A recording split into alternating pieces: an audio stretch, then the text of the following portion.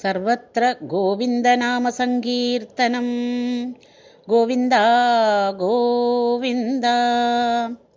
ദശകം 55. കാളിയമർദ്ദനം.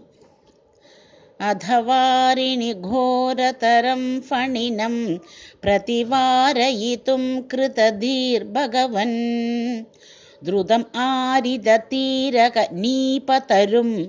വിഷമാരുതശോഷിതപർണചയം അധിരുഹ്യ പദാംബുരുഹേണ ച തം നവപല്ലവതുല്യമനോജ്ഞരുചാ ഹ്രതവാരിണി ദൂരതരം ന്യപഥ പരിഗൂർണിതഘോരതരം ഗഗണേ ഭുവനത്രയഭാരഭൃതോ ഭവതോ ഗുരുഭാരവികമ്പി വിജൃംഭിജലാ പരിമജ്ജയതി സ്മ ധനുശതകം തടിനീ ഝടിതി സ്ഫുടഘോഷവതീ അധ ദിക്ഷു വിദിക്ഷു പരിക്ഷുഭിത ഭ്രമിതോദരവാരി നിനാദഭരൈഃ ഉദകാത് ഉദഗാത് ഉരഗാധിപതി ത്വദുപാന്തം അശാന്തരുഷാന്തമനാ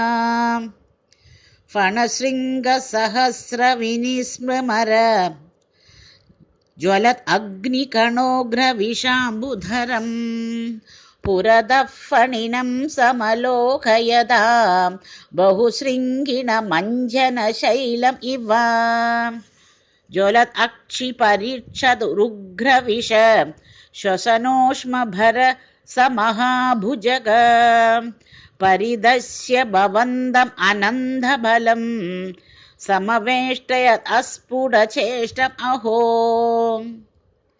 അവിലോക്യ ഭവന്തം അതാകുലിതേ തടഗാമിനി ബാലക ധേനുഗണേ വ്രജഗേഹതലേപ്യ നിമിത്തശതം സമുദീക്ഷ്യ ഗദാ യമുനാം പശുപാം അഖിലേഷു വിഭോ ഭവദീയദശാം അവലോക്യ ജിഹാസുഷു ജീവഭരം ഫണിബന്ധനമാശു വിമുച്യ ജവാദ് ഉദഗമ്യതഃ സജുഷാ ഭവതാ അധിരുഹ്യ തതഃ ഫണിരാജഫണാൻ നനൃധേ ഭവതാ മൃദുപാദരുചാ കളശിഞ്ചിതനൂപുരമഞ്ജുമിള കരകങ്കണസങ്കുലസങ്ക്വണിതം ചുഹൃശോ പശുപാസ്തു ദുഷുർമുനയോ വവൃഷു കുസുമാനി സുരേന്ദ്രഗണാഃ